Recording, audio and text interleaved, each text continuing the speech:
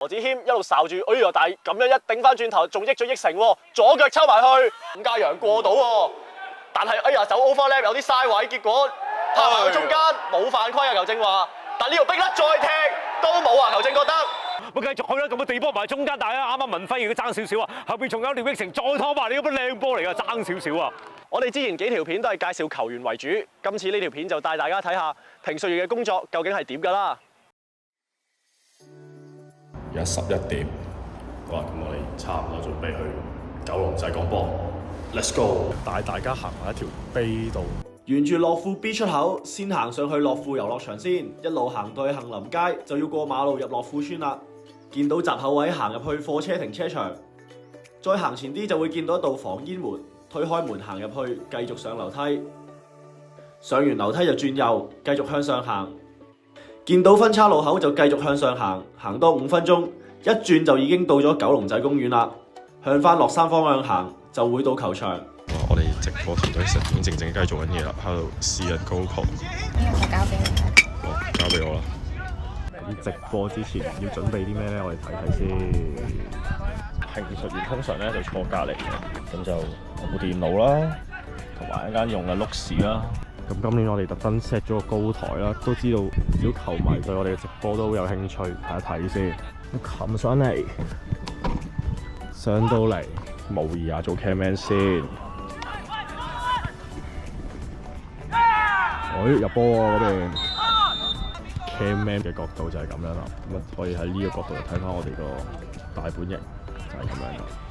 咁而家啱啱好啦，12點半啦，咁你可以見到遠邊啦，紅衫紅褲嘅九龍城就已經球員慢慢入緊嚟㗎啦。好啦，離遠已經見到熟悉嘅身影，準備過嚟。Hello， 喂，辛苦晒。尋晚幾點收工啊？尋晚3點都 OK 嘅 OK 啊，通常日頭都瞓唔到㗎啦，所以 OK 冇問題嘅，可以。之前就特登問我究竟有咩衣著要準備啊，結果就係丹麥啊。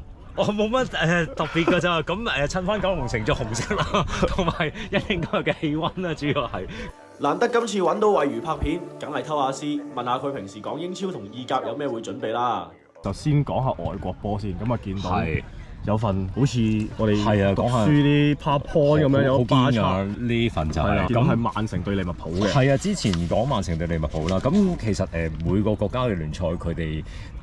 官方提供或者我哋同事提供嘅都有少少分別嘅。咁英超就係無可否認佢哋真係做得最好，見到有啲分析啦，兩隊嗰個情況啦，有啲咩特別嘅地方啦，咁有啲咩特別嘅數據啦，荷蘭嘅即係就嚟入50個英超入波啊，等等啦。咁其實每一個球員咧，你都會見到咧，起碼都10幾行嘅。基本上，如果你拿住呢份嘢去講咧，完場都未講完嘅，真係。意甲或者西甲賽會俾嘅嘢咧，就唔係太多嘅。咁主要真係靠我哋資料團隊啦。最勞苦功高一樣嘢咧，就係會做一個咁嘅 stat 嘅。其實每個聯賽都有，歐聯啊嗰啲都會有。咁就係嗰一季嘅上陣嘅記錄。呢度咧就每場比賽佢哋有冇上陣啦，擺後備啊，受傷啊，停賽啊，諸如此類，佢就會 show 晒俾我哋睇。好似有個更表咁樣。係啦，有個更表，咁我哋就會一目了然啦。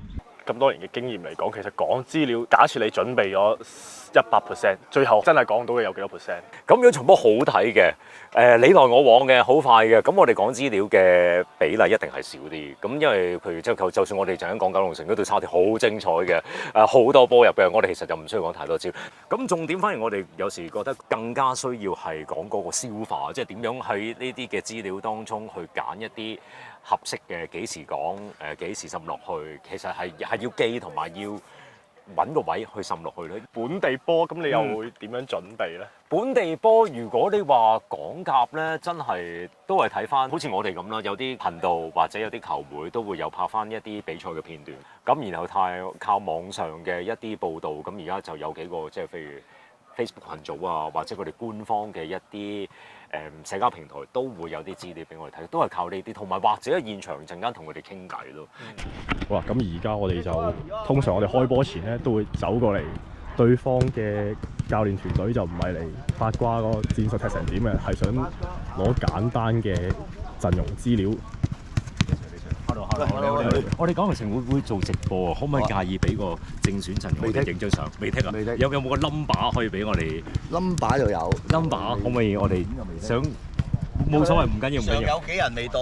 係唔該晒，唔該晒，李 Sir，唔該晒。每一隊都唔同嘅，有啲隊咧就可能好早已經剔晒圈晒，咁但係通常咧我都試過有啲隊可能你可能例如場波係開搭半嘅，咁你搭4之後先嚟問啦，咁啊盡量希望等我哋最遲先知，咁啊我哋越遲知，咁我哋假設啊，我哋要同翻我哋嘅職球員講都冇咁多時間可以講到啦。不過我自己我哋主要真係想要個確實嘅 number， 即係我哋唔希望錯啫。基本上係。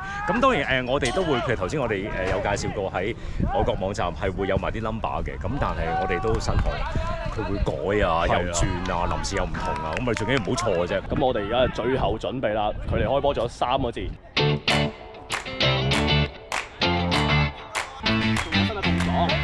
小明用波，一成鬥框兩個舊隊友，啱啱就大家迎面而來有啲碰撞，嗰個過咧都唔係咁容易啊！梗係曾錦圖啦，埋嚟幫佢，劉家明啦可以將個波咧就回翻到後少少位置，咁曾錦圖咧再縮，最緊要就劉俊明嘅花嘅插入，好似企喺中間想攞波用咁樣，咁但係冇啦，咁而家失咗個波就要翻嚟再做頭仔。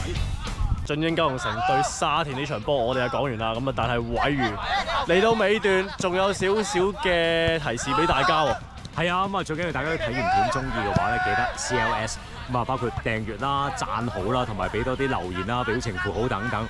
咁希望多啲人會睇到我哋俊英九龍城嘅片段啦。好啊，記得 comment、like、share 我哋俊英九龍城嘅 Facebook 同 YouTube 專頁。拜拜。有線甄選，即係有線係冇錯係。嗰時其實沙飛 Sir 你係評判先嘅，首先我有8分嘅，跟住就我第一次直播就係跟你出去嘅。嗰時嗰啲唔知咩好友晚會定唔知乜鬼嘢喺間巴裏邊嘅，啲酒吧係尖沙咀，我記得係都做得好好啊！一路見到你成長到而家。哦，係，都多謝前輩提攜啊！呢啲真係喺評述嗰方面又中肯啦，同埋啲 point 啊，同埋啲數據啊，同埋整個過程裏邊都分析得好好嘅。我哋都係咁啊，都唔係㗎，唔係容易㗎。你入到嚟。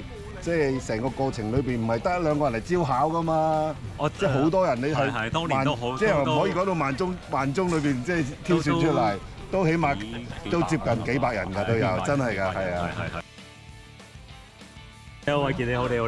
平時睇精華啲覺得講成點啊？有咩可以再講下？已經好少有隊友呢啲講波啊、直播嗰啲㗎。成日 Facebook 我睇 Facebook 日日都星期6點過，星期日點過報住嘅日日都。多謝。